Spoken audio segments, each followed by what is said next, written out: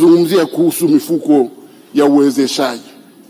Iko mifuko 74, mifuko na mipango 74 kwenye wizara hii ya Mheshimiwa Waziri Mkuu. Mifuko hiyo ni mingi sana, lakini nitaizungumzia kidogo na nitoe ushauri wangu ambao nafikiri unaweza ukasaidia. Kwanza niseme hivi, Mheshimiwa Mwenyekiti, kuna siku za karibuni tumeona kwamba kuna raia kutoka nchi tunazozifahamu ambao wameingia mjini na kuanza kufanya shughuli za uzalishaji na za biashara ambazo kwa scale yake, kwa uhitaji wa mitaji yake, kusema kweli sio shughuli za kufanya na wageni, shughuli za kufanywa na Watanzania. Na hakuna sababu ya kwamba mke wangu mimi sasa akaanza biashara yake ikauawe na mtu ambaye ametoka nje. Tunawekeza kwa nia ya kwamba watu wa Tanzania wazawa na wale ambao ni wazalendo waweze kuingia kwenye biashara, wafanye pesa, watengeneze pesa na fedha hiyo ibaki hapa nchini. Lakini shughuli hizi za uchuzi ambazo zinafanywa na watu wa nje na wanakuja kwa kasi kubwa, ambao bahati mbaya au nzuri wao wanajiunga na mnyororo wa uzalishaji kwenye nchi zao.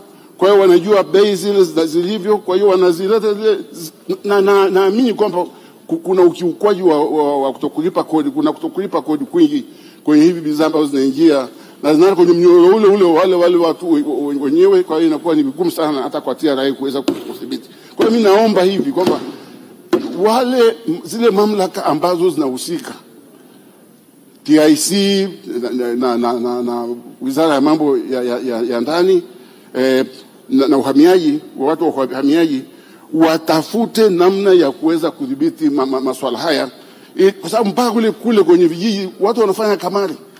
Mtu anayofanya kamari, mtu kutoka nje, it's not acceptable kusema kweli. Na mimi naona kwamba ni watu watumie uzalendo tu, hata kama ni sheria, lakini kama uzalendo ukizingatiwa, naamini hawa watu wanaofanya biashara na shughuli ambazo zitafanywa na watu wetu zitakuwa zinaisha. Mheshimiwa Mwenyekiti, sasa nirudi kwenye swala zima la mifuko. Hii mifuko na programu za kuwezesha ambazo ziko chini ya NEC, ile National Economic Empowerment Council. Mimi nafikiri hivi, kwanza kuna kutokuelewana, sintofahamu nyingi.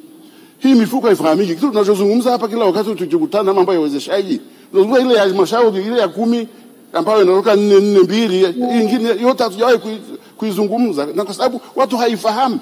Hakuna mtu anayeuza hii mifuko asema mfuko huu ukienda utapata hiki, ukienda sio utapata hiki. Hakuna, yani kwa sababu imekaa kwenye mahali ambapo sio sehemu yake. Mimi naamini kwamba lazima tuunde mamlaka itakayosimamia swala zima la uwezeshaji, ili waweze kupata jukumu ambayo kuwe na sera na sheria ambayo inaongoza. Of course sera zipo kwenye masuala yote haya, lakini ni vizuri ikajulikana wazi na ikawa transparent kwamba iko mifuko hii ambayo inaweza ikasaidia katika kuwezesha wananchi wetu.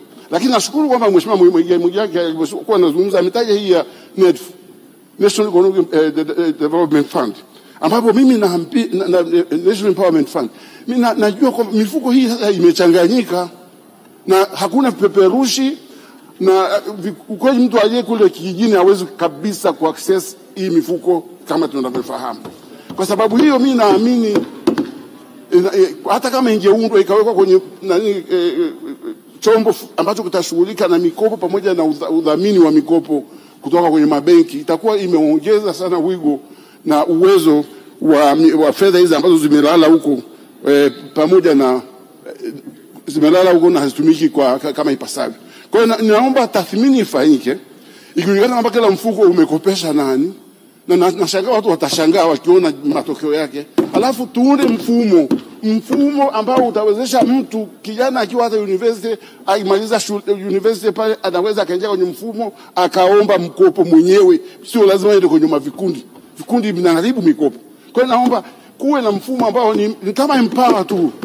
Mtu anaomba na data zake ziko kwenye system, kwenye NIDA zipo, mtu akishaomba na simu yake ipo, anaomba akikidhi vigezo, mkopo ule anaambiwa nenda mahali fulani kachukue ule mkopo.